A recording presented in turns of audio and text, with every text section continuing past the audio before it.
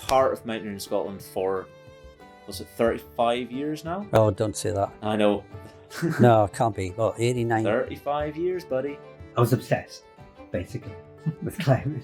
Everything was geared around doing as little work as possible so that I could go climbing. But after about 8 years doing this, you do need to get a proper job. By which time I had a girlfriend as well, which made it more important. And Catherine, she's the one who saw the advert for the National Officers post at Mountaineering Scotland. And she wrote the application. Well, I mean, up until then, there were no members of staff. Everything was done by volunteers. And I think it just got so big that they needed to be able to have somebody working full-time to help. Well, working, because actually they didn't have the money to make it full-time. It was a half-time post. I mean, I did everything. I was representing mountaineering interests, basically, on everything you can think of. RSPB, National Trust, government, everything. I'm really proud to have been right at the start and then right through virtually to the end of the access legislation. You were there doing your part for the Land Reform Act and for Scottish Outdoor Access Code. Yeah, I mean, both of those things I think we did really well on. Yeah. Actually. Yeah, really well on. As a result of the letter you accord, which we produced, and it was great me being involved in writing it up and stuff. And Bob Reid was operating a kind of policeman's good guy, bad guy thing in these meetings. Quick thing to point out though, 1990 when you and I started all this, or first involved in this, we were both young, and all around us were folk with as grey beards as me and as white hair as we both got these days. But right at the beginning of all of that, you and I ended up involved in the letter you accord, and of course that eventually led on to the Land Reform Act. So that was a very significant early blooding of you into the politics of land in Scotland. But mountain safety was also high on the agenda and developed our relationship with the Sports Council pretty quickly.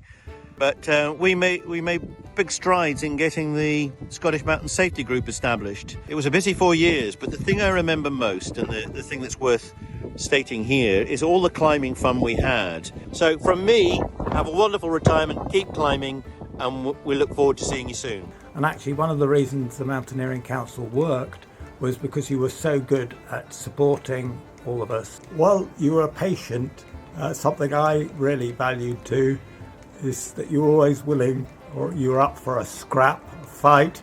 You had an incredible sense of humour with it. First of all was when we took on Sports Scotland, as it now is, and about the Scottish Mountain Safety Group. And in the end, we won that one, which was absolutely amazing. The other bit of fun we used to have was the Mountaineering Coordinating Group, particularly with the Irish, who had a sense of fun too. What you helped do, I think, in the early days of MCMS was really establish that independence from the BMC, and that was absolutely vital later on things like this, access legislation in Scotland. The rep for Scottish Environmental Link at one point, we were representing mountaineering. I was there representing mountaineering interest. So a lot of it was access. And with the Ramblers were part of that. WWF, RSPB, because we had a lot more power than if we were doing stuff individually. But I did get to the point where I could write guidance and stuff for nesting birds and climbers. And we put it out, and that's the start of the whole bird nesting thing that we've still got going now. No, but I mean, there's all sorts of stuff going on, Nevis Partnership, it was set up independently of us. But it was after a whole load of discussions about safety on the Ben. We got invited onto the Nevis Partnership, and I went along. And we did things like raise loads of money for access, for footpath repair, and we did a lot, I think, to... Well, I mean, the North Face car park came out of that, didn't it? It did, yeah. But you also worked a lot with the climbing community as a whole. The big topic is the bolting.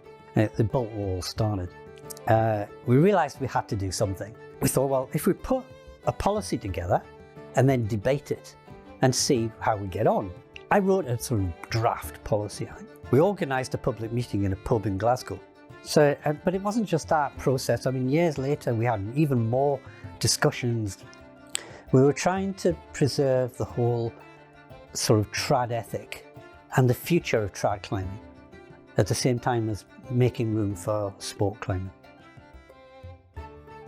Got the Scottish Mountain Safety Group set up as within the Scottish Sports Council. So we had police, well, obviously mountain rescue. So we started doing a whole load of different initiatives to help raise awareness about safety issues in the mountain. We did leafleting, we did winter essentials, avalanche information along with the Avalanche Information Service. We did a thing called the Scottish Winter Experience Lectures. So it was great being right at the beginning and the part of that and seeing it develop over the years. Yeah. Right from the start, I was involved in sort of not putting the newsletter together, but by printing it off on a printer and sending it out to the clubs. But as we grew, we realised we really needed to get the information out to members directly. We thought, well, we'll try and see if we can get a publisher and get somebody in as editor of the magazine. But of course, it just fell to me to do it. So I became editor of the mag. The facility development side. Hi Kev, I just want to say happy retirement, well deserved. You're going to be a massive miss to me to be around. You've been such a help, such a source of information and pushed me and everything that's been going on here. We'll definitely see you around. I can't see you not being involved with things. Keep in touch, all the best, and we'll see you soon. I wrote a policy because we needed something to hang things by. So if somebody was going to build a climbing wall, say, well, this is what we're after. Then the first one I guess that we had some involvement with was the little bouldering wall at the Kelvin Hall in Glasgow, the Beach Leisure Centre in Aberdeen. So that was the first couple of ones, and then the really main one that I got involved in was Inverness. Yeah. Really. Transition Extreme, that's above Adventure in Kilmarnock. The ice factor, Just a quick message from me, and I guess on behalf of TCA, firstly, thank you for all the opportunities you've given us as a company, particularly going back a few years, and also you giving us the opportunity to sort of feed into much of the work that Mountaineering Scotland have done in the indoor climbing scene. You've been a huge part of the climbing scene in Scotland and an integral part of how the whole industry has moved forward, both indoors and outdoors. It's been amazing to see your passion for the sport, and particularly making sure that future generations and younger climbers get all of the opportunities that you existed and what they could become. Also understand all the amazing things that climbing can bring in the outside world, and ensuring that's a big part of what Mountaineering Scotland can do. I think they asked for our support, which we would give a letter of support if it fitted. And the same with Eden Rock. It's great we've got the ledge, which has been the last one I've been involved with, and then a national or international centre. And that's where Rathos started up. Yeah, I'm pleased with what we've done, considering the constraints we had. The thing that I'm probably most proud of that I put together has got to be all that series of Real Rock, the things out going abroad, and the bursary. Yeah. That's got to be high up, really high on the list, and probably second only just to that is getting the coaching. I've always thought there was a massive gap. We had kids coming into the competitions in the bricks back in the day. If they wanted to get into outdoor climbing, where would they go? Then Scott Muir comes along and he said, why don't we do it Real Rock? And we'll introduce some of these kids to Real Rock. And then so Scott was initially involved. We then got your dad. This is ridiculous. Your dad's involved everywhere. Kev wasn't just inspirational on our rock face. He encouraged and inspired lots of young people to try hard and have fun. He helped create a really effective and successful climbing journey for hordes of young Scottish athletes. He instilled a ethos in these young people, even in the really young ones, to be safe, to try hard, to eat loads of bananas, lots of chocolate, to respect your mum and dad, to respect your environment, and to respect each other. Great times, Kev. Really enjoyed it, Mum. Some of the best times of my life. I hope you enjoy your retirement, pal. You're definitely due it. And there were others. I mean, I thought, well, we've got to do more than this, you know. And Scott was, we've got to go abroad. And McGeek was like, yeah.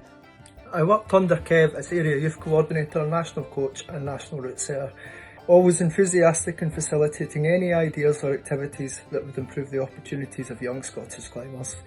He regularly stuck up for the coaching ethos and the role of the MCOS within British youth development, ensuring our kids' comp scene remained inclusive and not elitist.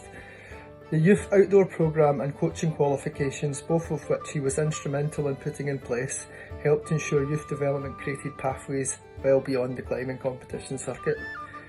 Basically, Kev loved climbing. He wanted everybody to have the chance to enjoy it, and he put things in place to make sure that happened. And we went to France, Spain, Kalymnos, Fontainebleau. Yeah, it started with that crew, but you had Robbie Phillips.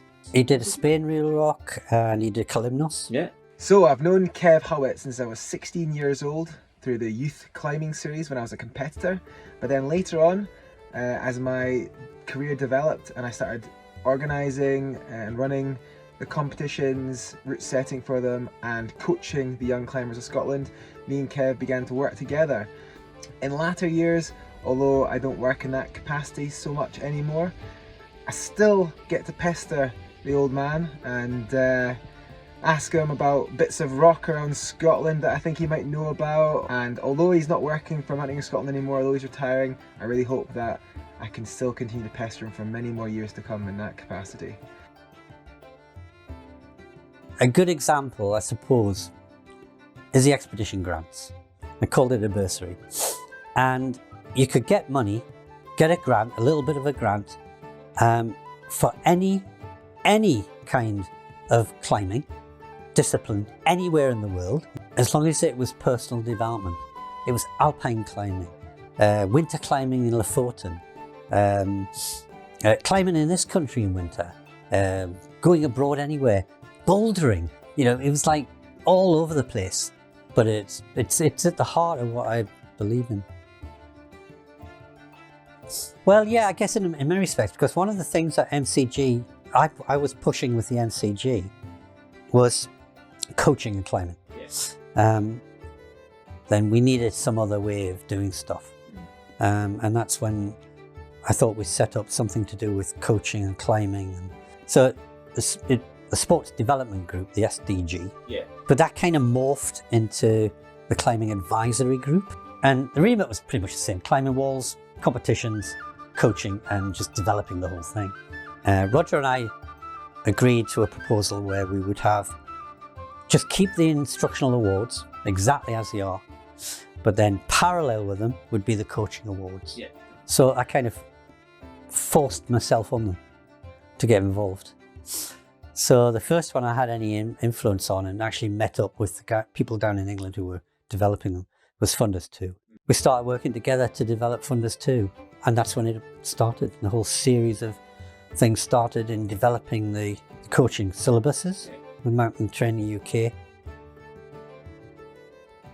And Graham Morrison, and he was like, we need to do more for para climbers. And together we sat down and worked out what we're going to do. We're going to do all sorts of access stuff for all kinds of different disabilities. We're going to do a fun bouldering comp, and we'll do a GB level competition as well. Well, BMC started them. And then they set up the bricks, and they ran them in Scotland. We said, look, if we take on the management of bricks in Scotland, we'll advertise it, we'll market it, we'll start getting more volunteers involved in the belaying and the judging and everything, because we're here. We franchised out the management of it, but I was still trying to develop the competitions. So I was involved in the policy element of it, the development, bringing in the para comps, setting up the national bouldering, national lead comps. You've always had that vision of it's about the grassroots side, and it's not been about focusing on one thing or the other. And even with all your work through the competitions and the coaching side, it's never been about the elite side. It's about giving people that lifelong appreciation and passion for the sport. Through all of the work that you've done with us, that's what you've tried to instill from me and everyone in the community. Thank you. Yeah. Well, I've enjoyed it, and I wouldn't be doing it if I hadn't enjoyed it. Although it paid me nothing. I could have done with some more money. However, that aside, I've loved every minute of it.